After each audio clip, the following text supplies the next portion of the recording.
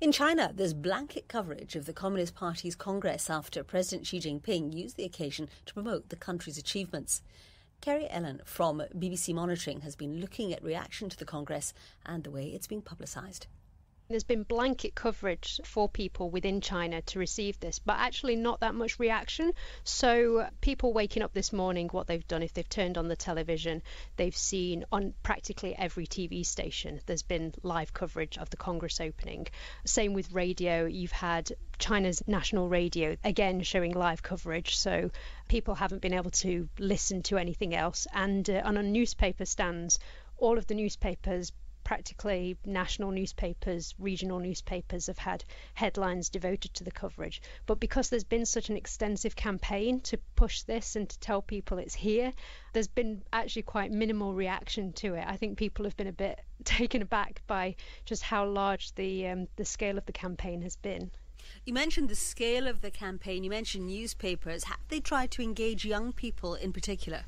Well, actually, this has been the big push. There's been some very interesting campaigns, particularly towards young people, and particularly using song.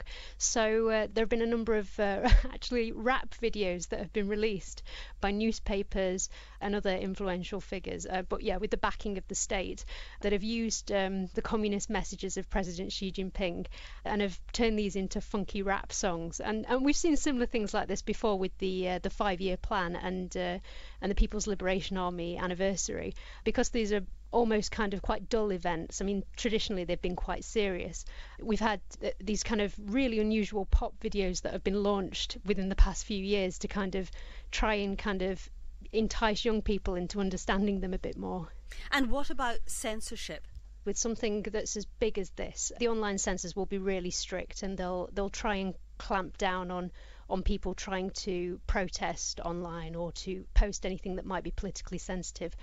So today, the National Congress has been one of the most censored words. And actually, one of the things that's been censored quite a lot, or people have been searching to see whether there's been censorship of, is former President Jiang Zemin, because bless his heart, he's in his 90s. He's been sat there in the Congress, which has ran for over 4 hours, with a large magnifying glass looking over the papers. And he had quite a following online. People said he looked like a toad, so they called him Uncle Toad. So people have been posting pictures that they've seen of him looking quite puzzled about why he's there. Kerry Allen.